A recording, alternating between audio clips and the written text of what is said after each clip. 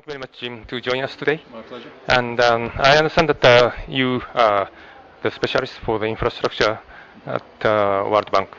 And we have many projects in Mongolia. So I'd like to, first of all, ask you about, role of the PPP for developing the infrastructure project.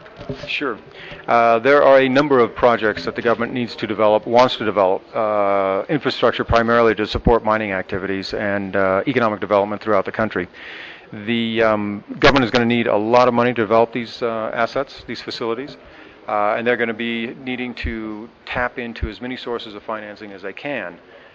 Debt financing, equity financing, budget financing, and investors as well. As part of the investor side, public-private partnerships, or PPPs, do have a role to play here. Not everywhere, but they do have a role for economically viable projects.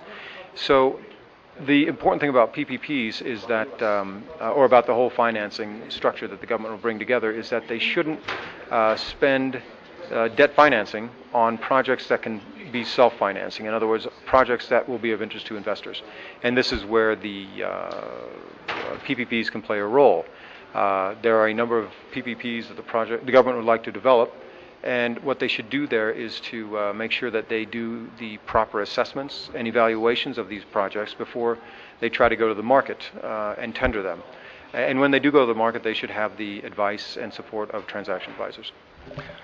Yeah, and in order to develop the big mine like OT or TT, we obviously need transportation infrastructure, and and PPP has a quite big role to make it. Mm-hmm. So, how do you assess, or how do you see the future opportunity of Mongolia for developing those mines, and based on the initial investment into infrastructure?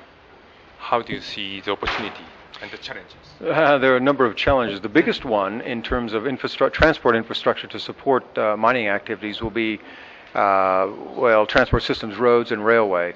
If you're just going to export copper, you can probably get away with high-quality roads. But when you begin to export coal and you want to export more than 5 or 6 million tons per year, the operating cost of transporting it by road becomes such that you really want to develop railway to do that.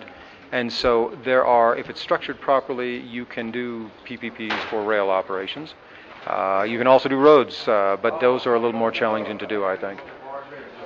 Right. Okay, thank you very much, Jim, and thank you. And I'd like to keep in touch with you, and I'd like to have your advice from time to time. Thank you.